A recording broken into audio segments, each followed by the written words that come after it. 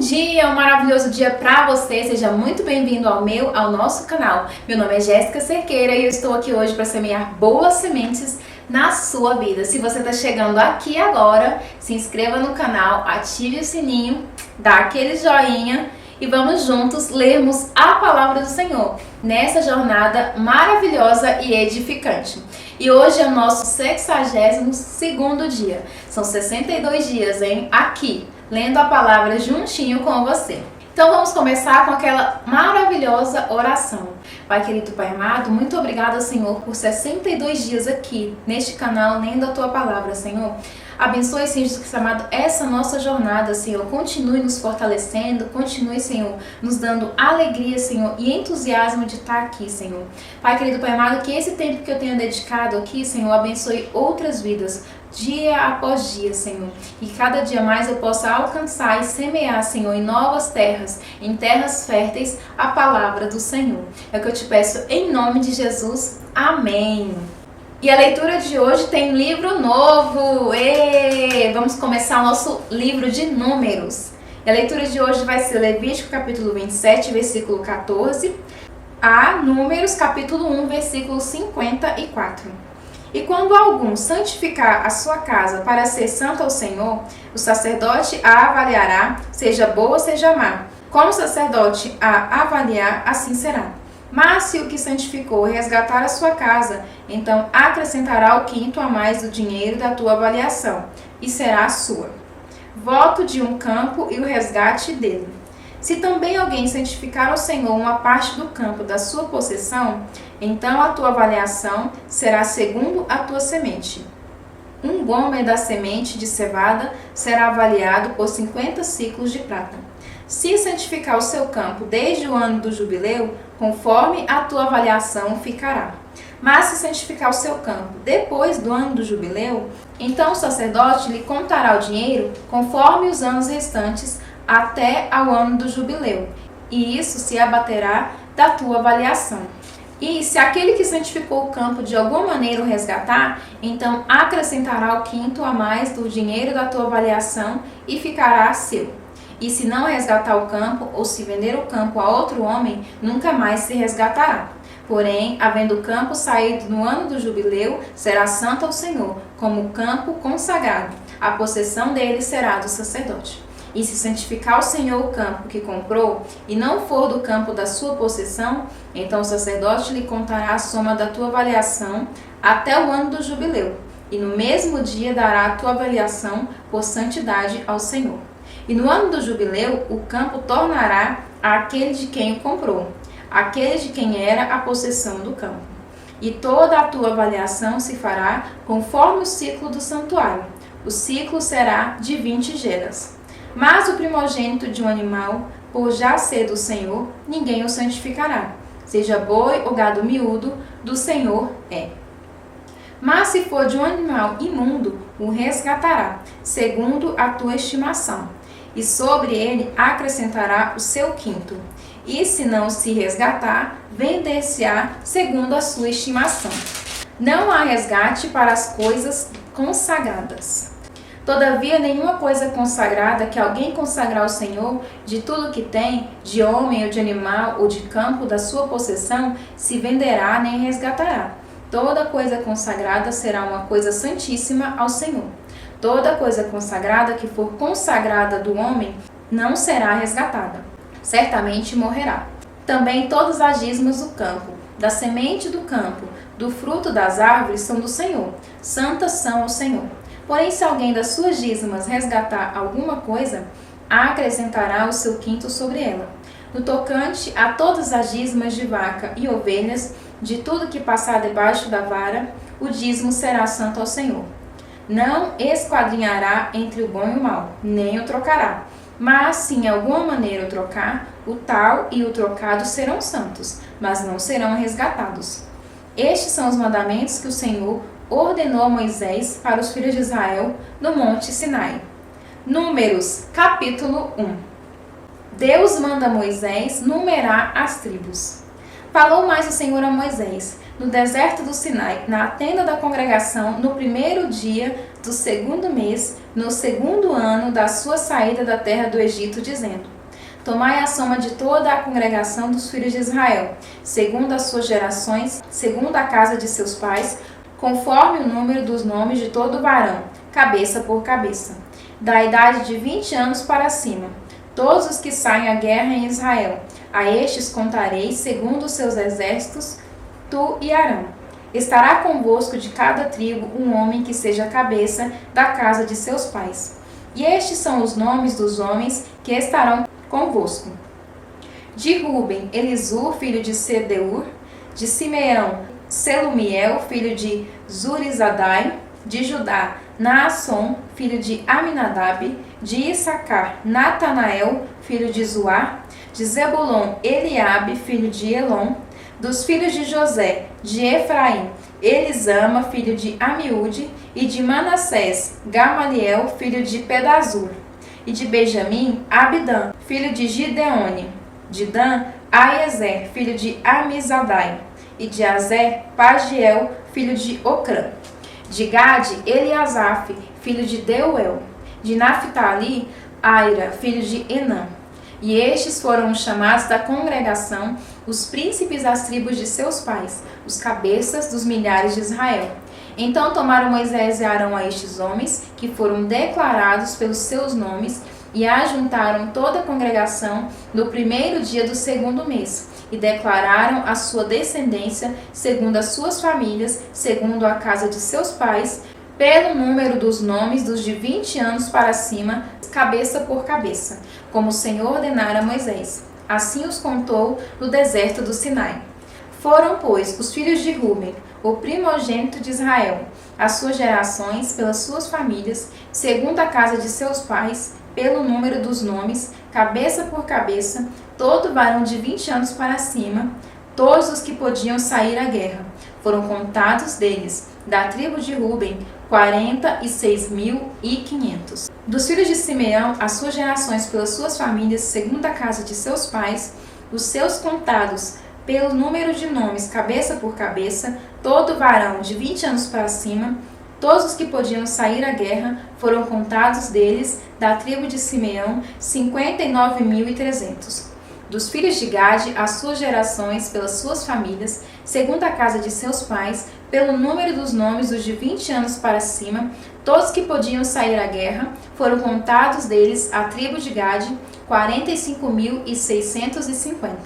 Dos filhos de Judá, as suas gerações pelas suas famílias, segundo a casa de seus pais, pelo número dos nomes dos de 20 anos para cima, todos os que podiam sair à guerra, foram contados deles, da tribo de Judá, 74.600. Dos filhos de Issacar, as suas gerações pelas suas famílias, segundo a casa de seus pais, pelo número dos nomes dos de 20 anos para cima, todos os que podiam sair à guerra, foram contados deles, da tribo de Issacar, 54.400. Dos filhos de Zebulon, as suas gerações pelas suas famílias, segundo a casa de seus pais, pelo número dos nomes dos de 20 anos para cima, todos os que podiam sair à guerra, foram contados deles, da tribo de Zebulon, 57.400. Dos filhos de José, dos filhos de Efraim, as suas gerações, pelas suas famílias, segundo a casa de seus pais, pelo número dos nomes dos de 20 anos para cima, todos os que podiam sair à guerra, foram contados deles, da tribo de Efraim, 40.500. Dos filhos de Manassés, as suas gerações, e pelas suas famílias, segundo a casa de seus pais, pelo número dos nomes dos de 20 anos para cima, todos os que podiam sair à guerra, foram contados deles, da tribo de Manassés, 32.200. Dos filhos de Benjamim, as suas gerações pelas suas famílias, segundo a casa de seus pais, pelo número dos nomes dos de 20 anos para cima, e todos os que podiam sair à guerra, foram contados deles, da tribo de Benjamim, 35.400. Dos filhos de Dan, as suas gerações, pelas suas famílias, segundo a casa de seus pais, pelo número de nome dos de 20 anos para cima, Todos os que podiam sair à guerra foram contados deles, da tribo de Dan, 62.700. Dos filhos de Azer, as suas gerações pelas suas famílias, segundo a casa de seus pais, pelo número dos nomes de 20 anos para cima, todos os que podiam sair à guerra foram contados deles, da tribo de Azer, 41.500. Dos filhos de Naphtali, as suas gerações, pelas suas famílias, segundo a casa de seus pais, pelo número dos nomes dos de 20 anos para cima, todos os que podiam sair à guerra, foram contados deles, da tribo de Naphtali, 53.400. Estes foram os contados que contaram Moisés e Arão e os príncipes de Israel, 12 homens, cada um era pela casa de seus pais. Assim, foram todos os contados dos filhos de Israel, segundo a casa de seus pais, de 20 anos para cima, todos os que podiam sair à guerra em Israel. Todos os contados, pois, foram 603.550. Os levitas não são contados. Mas os levitas, segundo a tribo de seus pais, não foram contados entre eles, porque o Senhor tinha falado a Moisés, dizendo: somente não contarás a tribo de Levi, nem tomarás a soma deles entre os filhos de Israel.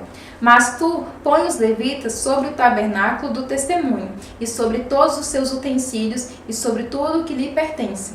Eles levarão o tabernáculo e todos os seus utensílios, e eles administrarão e assentarão o seu arraial ao redor do tabernáculo. E quando o tabernáculo partir, os levitas os desamarrarão, e quando o tabernáculo assentar no arraial, os levitas o amarrarão. E o estranho que se chegar morrerá. E os filhos de Israel assentarão as suas tendas, cada um no seu esquadrão, e cada um junto à sua bandeira, segundo os seus exércitos. Mas os levitas assentarão as suas tendas ao redor do tabernáculo do testemunho, para que não haja indignação sobre a congregação dos filhos de Israel. Pelo que os levitas terão cuidado da guarda do tabernáculo do testemunho. Assim fizeram os filhos de Israel, conforme tudo que o Senhor ordenara a Moisés, assim o fizeram. Estudo de hoje, Levítico capítulo 27, versículo 33 e 34. O livro de Levítico é repleto de comandos que Deus deu ao seu povo ao pé do Monte Sinai, quanto a um sistema de sacrifício que havia sido eliminado. Que relevância eles têm para nós? À primeira vista, Levítico parece irrelevante para o nosso mundo tecnológico, mas, aprofundando-se um pouco mais, percebemos que o livro ainda fala conosco hoje. A partir desses comandos, podemos aprender mais sobre a natureza e o caráter de Deus. Deus não mudou e os seus princípios são para sempre. No entanto, as pessoas e as sociedades mudaram e temos de procurar incansavelmente por como as leis de Deus se aplicam às nossas circunstâncias atuais. Muitos dos princípios de Levítico, quanto a sacrifícios e dízimos, eram destinados a moldar as atitudes internas das pessoas, mesmo que se concentrassem em ações externas. Jesus nos deu bons conselhos para sabermos como interpretar o livro de Levítico. Não julgueis segundo a aparência, mas julgai segundo a reta justiça. Em João capítulo 7, versículo 24. Marcos capítulo 11, versículo 1 ao 26. A entrada triunfal, capítulo 11. Quando se aproximaram de Jerusalém e chegaram a Betfagé e Betânia, perto do Monte das Oliveiras, Jesus enviou 2 de seus discípulos, dizendo-lhes: vão ao povoado que está adiante de vocês, e logo que entrarem, encontrarão um jumentinho amarrado, no qual ninguém jamais montou. Desamarrem-no e tragam-no aqui. Se alguém lhes perguntar: por que vocês estão fazendo isso? Digam-lhes: o Senhor precisa dele, e logo o devolverá. Eles foram e encontraram um jumento na rua, amarrado a um portão. Enquanto o desamarravam, alguns dos que estavam ali lhes perguntaram: o que vocês estão fazendo desamarrando esse jumentinho? Os discípulos responderam como Jesus lhes tinha dito, e eles os deixaram ir. Trouxeram o jumentinho a Jesus, puseram sobre ele seus mantos, e Jesus montou. Muitos estenderam seus mantos pelo caminho, outros espalharam ramos que haviam cortado nos campos. Os que iam diante dele e os que seguiam gritavam: Hosana, bendito é o que vem em nome do Senhor. Bendito é o reino vindouro de nosso pai Davi. Hosana nas alturas. Jesus entrou em Jerusalém e dirigiu-se ao templo. observou tudo à sua volta e, como já era tarde, foi para Betânia com os 12. Jesus purifica o templo. No dia seguinte, quando estavam saindo de Betânia, Jesus teve fome. Vendo à distância uma figueira com folhas, foi ver se encontraria nela algum fruto. Aproximando-se dela, nada encontrou, a não ser folhas, porque não era tempo de figos. Então lhe disse: ninguém mais coma do seu fruto. E os discípulos ouviram-no dizer isso. Chegando a Jerusalém, Jesus entrou no templo e ali começou a expulsar os que estavam comprando e vendendo. Derrubou as mesas dos cambistas e as cadeiras dos que vendiam pombas, e não permitia que ninguém carregasse mercadorias no templo. E os ensinava dizendo: não está escrito: a minha casa será chamada casa de oração para todos os povos? Mas vocês fizeram delas um covil de ladrões. Os chefes dos sacerdotes e os mestres da lei ouviram essas palavras e começaram a procurar uma forma de matá-lo, pois o temiam, visto que toda a multidão estava maravilhada com o seu ensino. Ao cair da tarde, eles saíram da cidade. A figueira seca. De manhã, ao passarem, viram a figueira seca desde as raízes. E Pedro, lembrando-se, disse a Jesus: Mestre, vê, a figueira que amaldiçoaste secou. E Jesus respondeu: tenham fé em Deus. E eu lhes asseguro que se alguém disser a este monte: levante-se e atire-se no mar, e não duvidar em seu coração, mas crer que acontecerá o que diz, assim lhe será feito. Portanto, eu lhes digo: tudo que vocês pedirem em oração, creiam que já o receberam, e assim lhes sucederá. E quando estiverem orando, se tiverem alguma coisa contra alguém, perdoem-no, para que também o Pai Celestial lhe perdoe os seus pecados. Mas se vocês não perdoarem, também o Pai que está nos céus não perdoará os seus pecados. Estudo de hoje, Marcos capítulo 11, versículo 12 ao 21. Figueiras produzem frutos 2 vezes por ano. O fruto normalmente cresce com as folhas. A árvore dessa história estava cheia de folhas, mas não tinha figos. Ela parecia promissora, mas não oferecia fruta alguma. Ao redor do templo, durante a Páscoa, cambistas e comerciantes faziam grandes negócios. Visitantes estrangeiros trocavam dinheiro para pagar o imposto do templo e comprar animais para o sacrifício. Taxas inflacionadas e preços exorbitantes tornaram ricos os cambistas e mercadores. Ainda mais, eles estabeleceram-se no átrio do templo dos gentios, fazendo com que a adoração e a oração fosse quase impossível nele, em Isaías capítulo 56, versículos 6 e 7. A casa de adoração a Deus tornou-se um lugar de extorsão e uma barreira para os gentios que queriam adorar. Como essas duas histórias se relacionam entre si? A maldição da figueira era uma parábola viva relacionada à purificação do templo. Este era um lugar de culto, mas a adoração havia desaparecido. A figueira prometeu frutos, mas não produziu nenhum. Jesus expressou sua raiva contra as folhas da moralidade que cobriam vidas infrutíferas em santidade e boas obras. Orando Salmos. Deixe o Salmo 46 renovar sua humildade. Alegre-se, pois o temível e poderoso Deus do céu e da terra é refúgio e força para seu povo. Salmo capítulo 46, versículo 1 ao 11. A fé perfeita em Deus. Capítulo 46. Deus é nosso refúgio e fortaleza, socorro bem presente na angústia. Pelo que não temeremos, ainda que a terra se mude e ainda que os montes se transportem para o meio dos mares. Ainda que as águas rujam e se perturbem, ainda que os montes se abalem pela sua braveza. Há um rio cujas correntes alegram a cidade de Deus, o santuário das moradas do Altíssimo. Deus está no meio dela, não será abalada. Deus a ajudará ao romper da manhã. As nações se embraveceram, os reinos se moveram. Ele levantou a sua voz e a terra se derreteu. O Senhor dos exércitos está conosco. O Deus de Jacó é o nosso refúgio. Vinde e contemplai as obras do Senhor. Que desolações tem feito na terra. Ele faz cessar as guerras até o fim da terra. Quebra o arco e corta a lança. Queima os carros no fogo. Aquietai-vos e sabeis que eu sou Deus. Serei exaltado entre as nações. serei exaltado sobre a terra. O Senhor dos exércitos está conosco. O Deus de Jacó é o nosso refúgio. Provérbios capítulo 10, versículo 23. O tolo encontra prazer na má conduta, mas o homem cheio de entendimento deleita-se na sabedoria. E essa foi mais uma leitura do dia de hoje, gente. Estou muito feliz por mais um dia estarmos aqui glorificando o nome do Senhor com essa maravilhosa palavra. Eu espero você aqui amanhã, que o Senhor abençoe grandemente o seu dia, a sua noite, independente do horário que você está assistindo esse vídeo. E lembre-se, bora semear boas sementes. Até amanhã. Tchau!